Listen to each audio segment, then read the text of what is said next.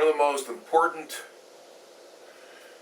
factors in a person's life, certainly as a young person, is how to manage their mind. We live in an age where people are losing control of their minds, or they don't know how to determine what's true.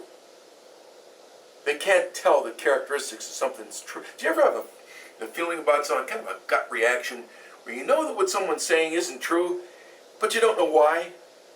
Or something very compelling, which turns out to be true, grabbed your interest, and you weighed in on it. You began to accept it, but weren't quite sure entirely why.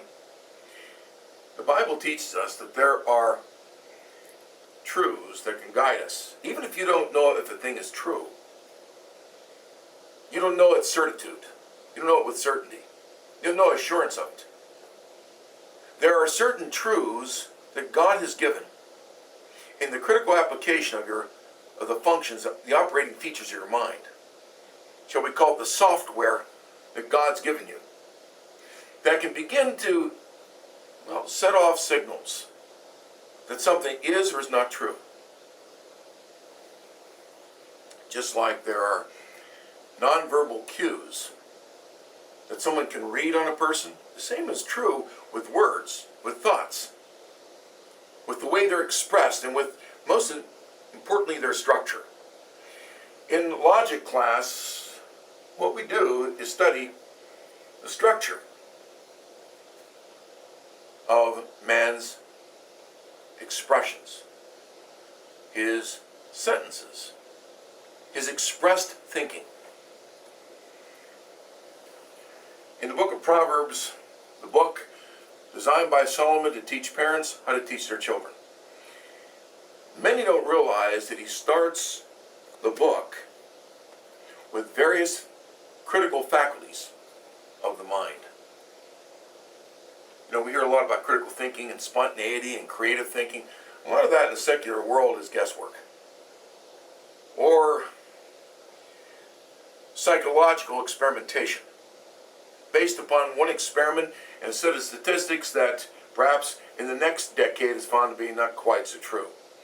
God has given our operating faculties here certain key functions, and what Solomon does is weigh in on those operating features. Remember, this is the man whom God endowed with a deep wisdom, a profound wisdom.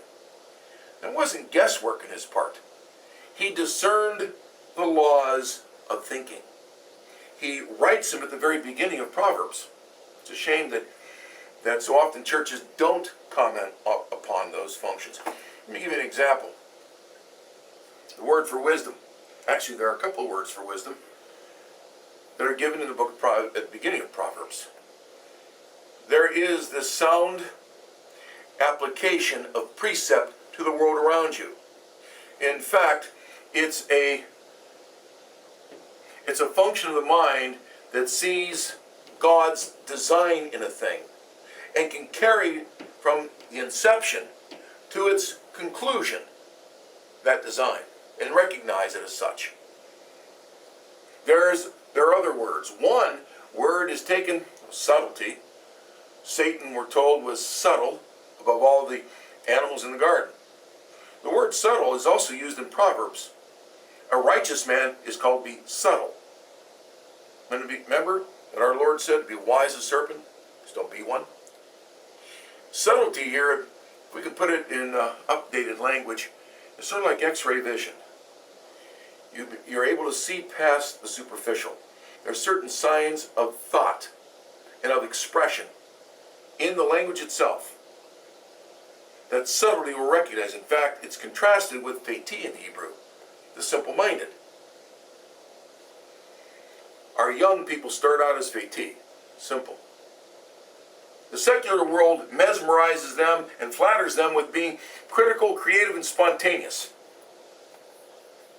not realizing there are principles of thought. Logic studies those principles. The book of Proverbs starts with a number of those critical functions. One such function has reference to the capacity to understand, to understand the fine line, the gray areas, and discern them. Another one of those faculties of the critical mind, as Solomon describes it, is likened unto the way in which one steers and navigates a boat, a ship. Those words are carried through the book of Proverbs. And out of them comes the capacity to unite thought to action. We will study in depth from those passages. We will study everything from question framing right on through the laws of logic.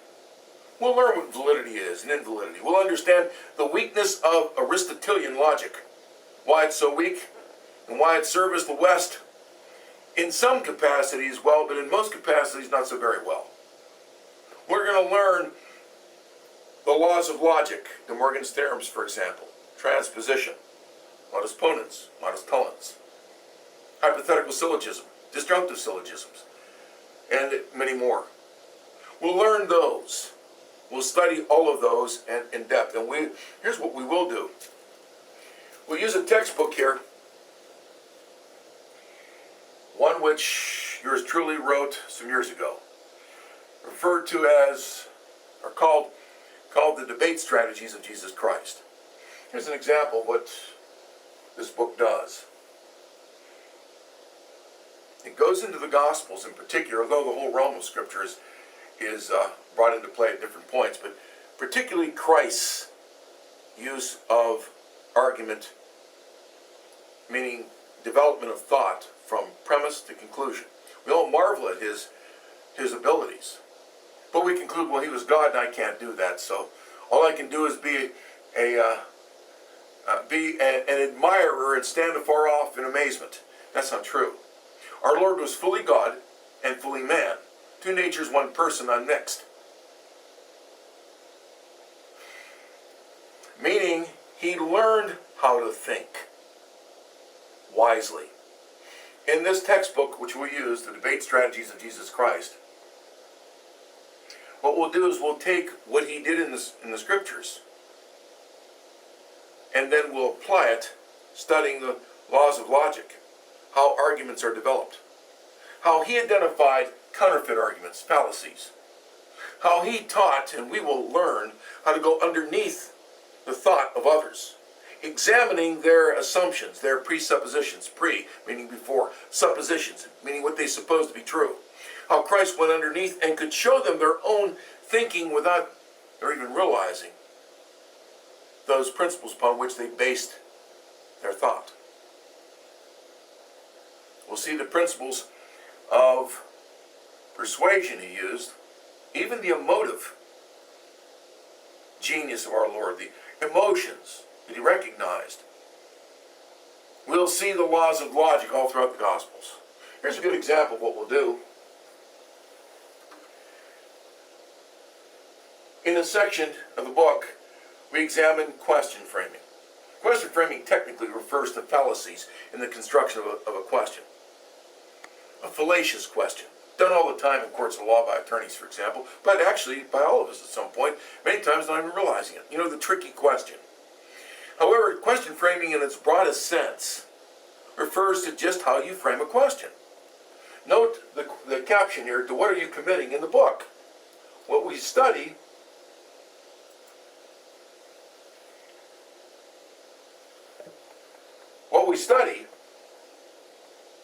is a passage in the Gospels. In this case, Matthew 16, we examine the way in which questions were used by Christ and how others questioned Christ and how he responded. You know, it's called the Debate Strategies of Jesus Christ. You ever been tongue-tied in a conversation, didn't know how to answer? Your children will face the same thing down the road. Why don't we teach them how not to be tongue-tied? How a question is asked. To what are you committing in the question? We'll study that in the Gospels in depth. There's about 30 different ways in which questions are framed. And then, how do you identify the kind of commitment that's being required? How do you then tactically or strategically answer it? What kind of fallacies are being used, either by you or by others? Because we all unfortunately use counterfeit arguments. How can we clean that up in our own thinking? How can we avoid being the victim of it when others use it? Even if they use such questions, shall we say, innocently. We go through the book and we'll study laws of logic, we'll study question framing, we'll study counterfeit arguments, and we'll study how the principles Christ used to go underneath and find the premises, the principles upon which people build the way they look at life and the world around them.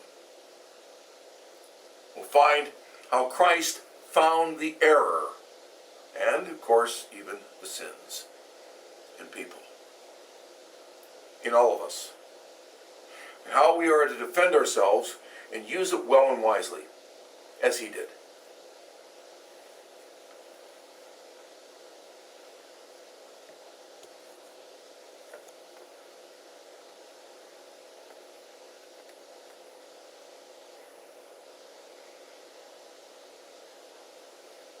There's this passage right here is yet another.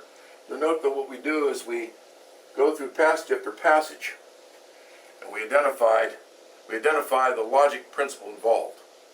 By the time we're done, we will have covered a full course in logic. We will have covered a full range of fallacious counterfeit arguments. We will have laid the foundation for the capacity of your student, if they learn it well, how to argue effectively. By argue, I don't mean the brawl or the fight, the verbal fight. I mean how to present your position from premise to conclusion. Those are the things that we want in our children. While doing that, we'll study how Solomon taught that by way of ethics.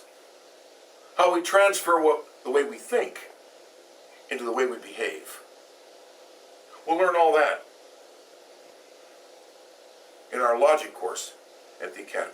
Certainly encourage you to place your student in such a position here that he or she can learn how the Bible teaches what may be called a true approach to sound thought and critical thinking.